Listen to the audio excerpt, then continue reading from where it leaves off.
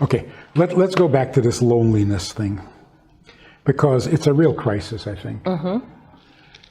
People get sick with all sorts of stuff because of loneliness. It weakens your immune system. And there's that famous line from The Piano Man. Anybody know The Piano Man? Yeah. Billy Joel? I don't know if he appreciated how brilliant the line is, but they're sharing a drink they call loneliness, but it's better than drinking alone. That's a mouthful. Loneliness is a problem because you want company, you want someone to talk to, you want someone to hear you. It's not nearly as devastating as aloneness. Because loneliness you can share. You're feeling lonely? Go to a party. But what happens when you come home from the party? You're not lonely again. Now you're completely alone. So aloneness, like God said, it is not good to be alone. The aloneness has become a plague all over the world, at least in the Western world.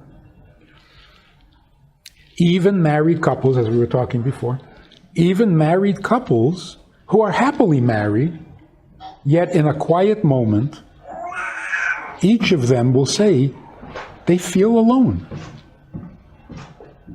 And the first thing that marriage is supposed to change is that you're not alone anymore. Probably the main purpose for marriage. Not for children, but to not be alone. And it's interesting how God says, therefore should a man leave his mother and father, cleave to his wife, and become one. Why can't he cleave to his mother and become one? God forbid. His mother has a partner already. Yeah, exactly. You can't be one with your mother because she has a husband. At best, you're number 3. The only relationship in which you are literally the one is marriage. With your children, you're not one because they're number 3, hopefully. So the marriage, at the very least, minimum, has to take away the aloneness. When you're married, even if your spouse is overseas, you miss your spouse, but you are not alone. Well, you have someone to miss. So when married couples are saying they feel alone, there's got to be something wrong with the intimacy. Right. The worst feeling, I think, for people in relationships is feeling lonely in the relationship. It's worse than being uncoupled or non-coupled. That loneliness where that means that you cannot reach your partners. They're somewhere far away. Even though you can see them, you can't reach them. And that feeling is the opposite of intimacy. So where did the intimacy go? It can't be that this has always been the case, or we would all be insane. More insane. Our grandparents had intimacy, I think. Or different expectations. I think we have different expectations of what intimacy is, of what love is. I really think that because of the kind of society we live in, with so much coming at us as to what it should be, which is, of course, a fantasy of all of this that we swallow from the day we're born, that it sets us up for a lot of failure. Because we're living a lot of these things that we take as truths are actual fantasy. All I have to do is look at the influence of, pornography in young people. It's the same thing. It's the fantasy, and then I see all kinds of issues with that fast forward into adulthood because the expectations are completely unrealistic. But we also have the equivalent of fairy tales and Disney characters, and we grow up with Cinderella and we expect that this is what marriage will look like, or this is what we should expect. So we have some adjustment to make in terms of what does it actually look like, and why do we have to work at it? It doesn't just happen because you said I do. So I think we don't teach what it is to develop intimacy. We don't teach what it is to be married. So let me suggest one possibility. The fantasy that we're growing up with turns every relationship into a performance. Mm-hmm. You're supposed to do this. You're supposed to feel this. Mm-hmm. You're supposed to get that. That's pornography. Yes.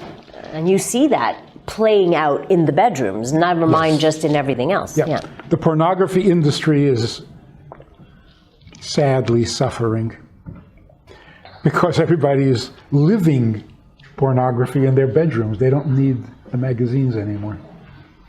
It has become mainstream. Yes. So now the pornography has to become weird, stranger than strange. So here's the shocking thing. The two things that are destroying intimacy, which should never have become things, is love and sex. When love becomes a thing, it's pornography. Human beings are not things. If your thing is love, you're married to the love. You're not married to the person.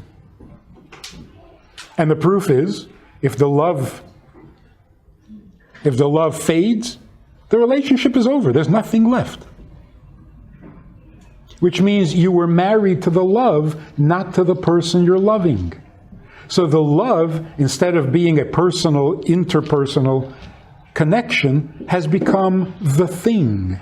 But this is why you hear people who say, I love you, but I'm not in love with you. They don't understand the concept of love, and love is action. Love is what you do. Love is far more than that feeling, because many times people say, I want what we had in the beginning. Well, that was lust. That wasn't love. So you can't get that back. It's not possible to get that part back, because it only happens one time. At the beginning of a relationship. And it's not intimacy. And it's not intimacy, it's lust. Exactly.